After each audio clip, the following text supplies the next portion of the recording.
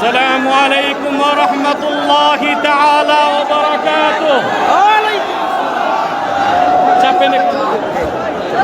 আপনারা যদি শান্ত হন, আমি কিছু কথা বলতে চাই।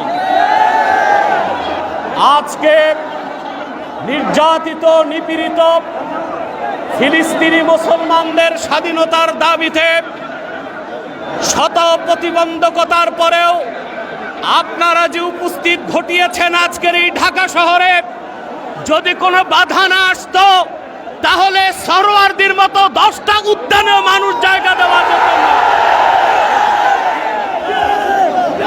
আমি সুস্পষ্টভাবে বাংলাদেশের বর্তমান সরকারকে দাবি জানাচ্ছি,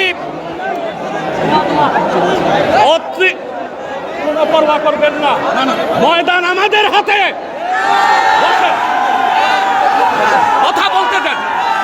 সম্মানিত, আমরা যা বলছি সত্য এবং ন্যায়ের মানদণ্ডে বলছি। প্রশাসনকে ভয় করার কোনো দরকার নাই আমাদের। বাংলাদেশ সরকারকে রাষ্ট্রীয়ভাবে জাতিসংঘের কাছে প্রতিবেদন করতে বলছি।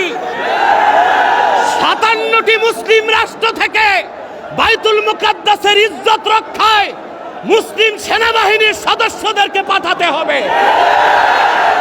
বাংলাদেশ থেকে লক্ষ লক্ষ মুসলমান ফিলিস্তিনের স্বাধীনতা উদ্ধারে ইসরায়েলের 20 দাঁত ভেঙে দিতে যেতে প্রস্তুত আছে। ইসরায়েলের দোসর হচ্ছে পার্শ্ববর্তী হিন্দুস্তান।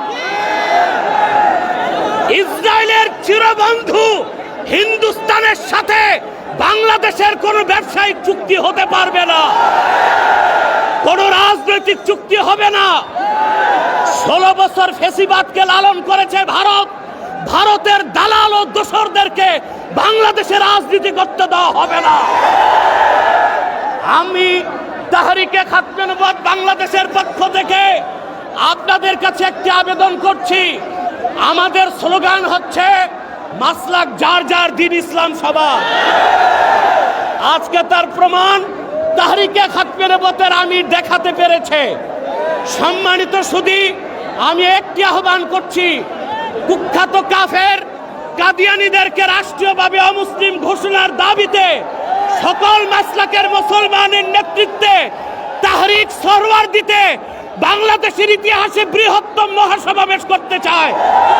কারা কারা প্রস্তুত আছেন হাত তুলে দেখান। আখির দাওয়ানা আনিল হামদুলিল্লাহি রাব্বিল আলামিন। اللهم طهر بيت المقدس من نجس اليهود الصهيوني. اللهم آمين. اللهم دمر ديارهم.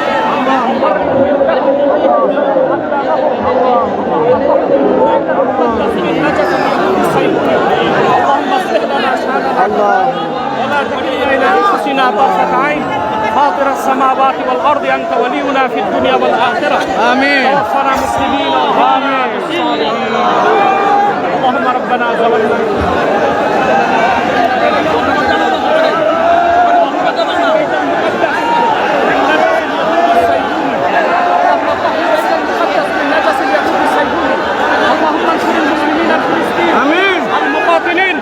الذين يقاتلون في سبيلك لتحفظ حرمة بيت المقدس يا رب كل شيء ومليكه.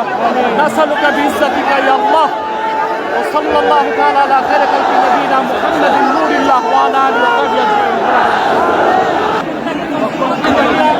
অত্যন্ত সফলতার সাথে লাখো জনতার উপস্থিতিতে শত বাধার পরেও আলহামদুলিল্লাহ আমাদের প্রোগ্রাম আজকে সফল হয়েছে এবং সুশৃঙ্খলভাবে আমরা প্রত্যাশা করি প্রশাসন সর্বোচ্চ সহযোগিতা করবে।